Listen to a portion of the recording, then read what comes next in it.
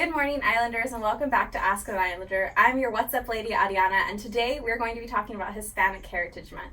We're sitting down with Andrea, who is the Hispanic Heritage Month coordinator. Thank you so much for sitting down with us. Thank you for having me.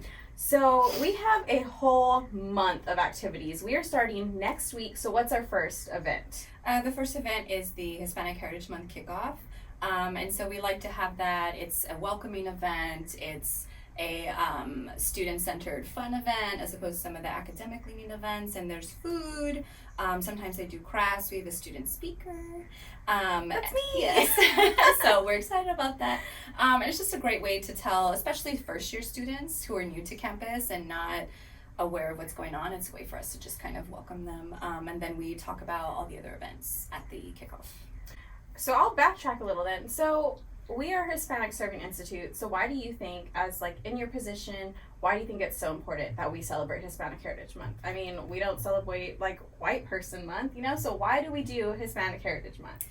I think something people forget is, and I personally don't like to use the term Hispanic. I identify as Tejana, right, because I'm Mexican, Texan American, right, but I think it's unfortunate that we have to have a Hispanic Heritage Month or a Black History Month or Asian History when all of us are part of American history, but we are pushed to the side. We're not part of the canon. And so, especially now, given the current political climate and the rhetoric and the way people perceive Latinos in general, I think it's important to not just as a Hispanic serving institution to have these events, but for our students that come here to see, hey, we look like you, this is our history, it is valid, and you have a voice. And I think it's important to share that with Latino students, but also all students. Maybe they're from a town that doesn't have a lot of people of color, and so learning about our culture, which is diverse. There's not just one way to be Latino or Latina or Latinx.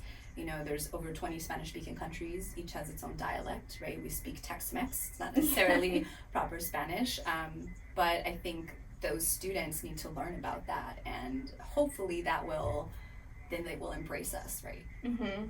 So going back to the great events, so I want to talk about La Muralist community event. So what is that? I know we have someone's art right here, so yes. Tell us about that. This is an original piece by Mayra Zamora. So she is an alum from our institution. Amazing. Yes. So she, along with Sandra Gonzalez and Monica Marie Garcia, they're also alum from our institution, they got together to design an original piece for a university that will be displayed in the University Center upon completion. And so for the community painting, what they do is they sketch it out on canvas, and we're going to have a day where they set it up and they kind of label the colors, and anyone can just come and grab a brush and paint. They did a large mural for the YWCA, and my daughter painted a corner, and every time we drive by, it's look what I did, and I'm like, well, it's a giant mural, but whatever. But she feels like validated. So it's just something fun, and then when students see it hanging, they'll say, oh, look what I did. And it's also, we want people to come to campus. And these ladies, rightly so, have large social media followings. And so if they tell people, hey, we have our mural up, go check it out, people are going to come and take a picture and see our campus. And I think it's important to not just do events like this, but being from the community, I feel like instead of inviting outside guest speakers or artists, we have people here who are legit and doing their thing, and we need to showcase that. All events are free and open to the public. The only one that has a cost is the Las Cafeteras performance on October 19th. So for that, you can check out the Performing Arts Center website. Let's talk about the Fuentes Film Panel. So what does that even mean? What should I be looking at when I go to that event? So the Fuentes Films, actually, this event was posed to me by one of the librarians. So Kay Radowski, who I believe is in charge of special collections or archives. And so we have these home films from 1928 from the Fuentes family. And I think you look at it as, oh, it's just home movies, but it shows a moment in history that at a time in the 20s when there was a reemergence of nativism and the KKK, had their parade in Washington, and this always, strong anti-immigrant sentiment, us taking up space. I am on the panel as well as Amanda Marquez, who's a first-year seminar professor, but she's also a historian. And so she's going to provide some historical context to some of those clips. And these clips, they submitted them for entry to the National Film Registry. I'm excited about that. And so that's on September 26th, and that'll be in the library.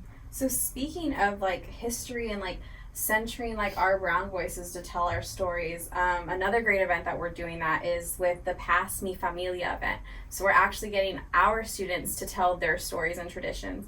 So I'm going to talk about how like my grandma used to put like the glass of water under our bed to like take out like the bad spirits. Like do you have that? Yeah, Andrea is wearing the ojo right now. Like I don't have mine, but I need mine because there's a lot of bad juju going around right now and I need it. So like centering our students' voices and talking about like their traditions and why it's important that their family does those certain things. The last thing I want to talk about is we Googled her and she wasn't there. Oh, yes. That sounds super interesting. What is that about? So as I mentioned, my colleague Amanda Marquez, so she taught I believe it was a Mexican-American women's history course. I could be wrong, but I think I think so. I think so. So her students, instead of doing a traditional like research paper with, because we're not boring, right? She had them look at Mexican-American women who weren't necessarily represented. There wasn't a lot of literature about them, and they actually created Wikipedia entries. And so now, looking at Wikipedia, and at the event, she can give you more information. I personally don't know too much about Wikipedia scholars and all that, but she had them make entries to Wikipedia. And so people who weren't represented before, there they are. Women have such a role, right? We have to be strong. They are the center of the family. And so I think this is so important. This is a real audience. This is writing, going out into the world and making things happen. And for someone who is unrepresented in film, in books, in academia, seeing something like this is really impactful. And so I'm excited about it. I love how so many events are like actually like leaving the campus. They're not staying here. So the mural, it's something that's going to stay here, but like it's going to be somewhere forever. The film, like it could be leaving and making like history, and like that also something that's going to stay on the internet forever. And I love how so many events are like us moving into like spaces that we usually aren't. Like that's so beautiful. There's this notion that the university is an island. It's over here. Not everybody can go there. And I don't want people to feel that way. I try to do events, so especially the Mariachi and Folklorico Showcase. Last year was the first time we did it, and I've never seen so many people in the pack. So they had to open up the second floor because the first floor was completely full. There were people standing. We had about 850 people in attendance. People need to come here, and we need to do events that are accessible and people can see themselves in, that are familiar. So we can celebrate, we can have fun, but our history is not necessarily pleasant, right? And so we need to talk about those things. We need to have that space. But we also need to have things the community can come and contribute, and it's just trying to find the balance. We will be linking all of the information, so you can either go to the website, follow us on social media. We will also be posting all of the information and who to contact if you have any questions. Thank you so much for sitting down with us today. Thank you for having me. We hope to see y'all next week.